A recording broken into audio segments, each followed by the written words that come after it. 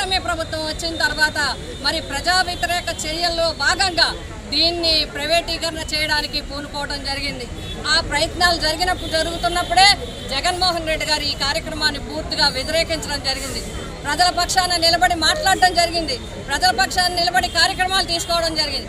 అయినప్పటికీ కూడా కూటమి ప్రభుత్వం వ్యాపార దృక్పథంతో ఈరోజు మరి ఒక జీవోను తీసుకొచ్చి ప్రభుత్వ మెడికల్ కాలేజీల్ని ప్రైవేటీకరణ చేయడానికి, అందులో భాగంగా ఆరు తరాలకి సరిపడా 66 సంవత్సరాలు ప్రైవేటీకరణ చేయటం అనేది నిజంగా దుర్మార్గమైన విషయం. అన్యాయం, ప్రజలకి అన్యాయం చేయడం. ఎస్సీ, ఎస్టీ, బీసీ, మైనార్టీ, పేద, బడుగు, బలహీన, మధ్యతరగతి వర్గాల విద్యార్థులు, వైద్య విద్యను ఆశించే అందరికీ కూడా అన్యాయం చేశారు. ఈ అన్యాయాన్ని వెంటనే నిలుపుదల చేయాలి.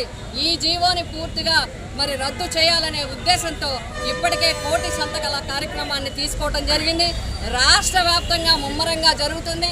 అందులో భాగంగానే పిఠాపురం నియోజకవర్గ 3 మండలాల్లో 2 మున్సిపాలిటీలో కూడా ప్రజాదరణతో పార్టీ కుటుంబ సభ్యులందరూ, సంస్థాగత స్థానిక సంస్థల ప్రతినిధులు, అభిమానులు అందరూ పాల్గొంటే ప్రజలందరూ స్వచ్ఛందంగా వచ్చి సంతకాలు పెట్టడం జరుగుతోంది. ఈ కార్యక్రమాన్ని జరుస్తూ దీన్ని కొనసాగిస్తూ ఈరోజు రాష్ట్ర వ్యాప్తంగా మరి ర్యాలీ కార్యక్రమాన్ని తీసుకోవడం జరిగింది. మరి పిఠాపురం నియోజకవర్గంలో వైఎస్ఆర్సీపీ పార్టీ ఆఫీస్ నుంచి పడ ఆఫీస్ వరకు తీసుకున్న ర్యాలీలో నాయకులు, కార్యకర్తలు, అభిమానులు, ప్రజలు పాల్గొన్నారు. మా ర్యాలీలో ఎక్కడికప్పుడు జనం ఆఫ్ చేసి వారి మద్దతును కూడా తెలియజేయడం జరిగింది. వారి సంతకాలను కూడా పెట్టడం జరిగింది. అన్యాయం ఇది. మా బిడ్డల యొక్క భవిష్యత్తుని వాళ్ళు కాలరాస్తున్నారు.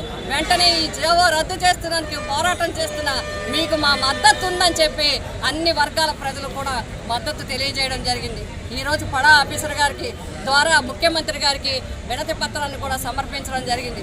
తక్షణం ఈ జీవోని రద్దు చేసుకోవాలి. పేద ప్రజల పక్షాన అందరూ నిలబడాలి. విద్యని, వైద్య సౌకర్యాల్ని ప్రజలకి అందుబాటులో ఉంచాలి అనే నినాదంతో ఈ కార్యక్రమాన్ని తీసుకుని ఈరోజు రిప్రజెంటేషన్ కూడా ఇవ్వడం జరిగింది. మరి వైఎస్ జగన్మోహన్ రెడ్డి గారి నాయకత్వంలో ఈ జీవోని రద్దు చేసే వరకు వైఎస్ఆర్సీపీ పోరాటం చేస్తుంది.